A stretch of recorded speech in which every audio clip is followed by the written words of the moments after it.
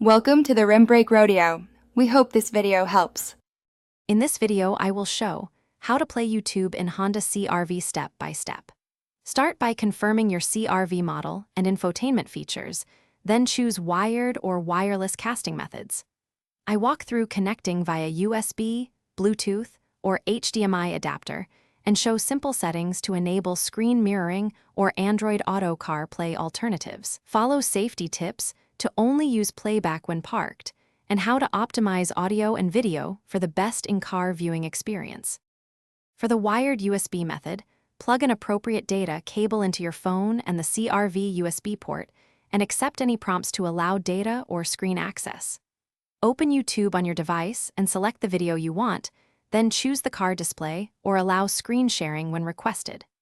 This method gives stable playback and charges your phone while using the car audio for sound, making it a dependable in-car solution. Wireless casting can be convenient, but requires compatible hardware or adapters, and sometimes an external dongle for mirroring.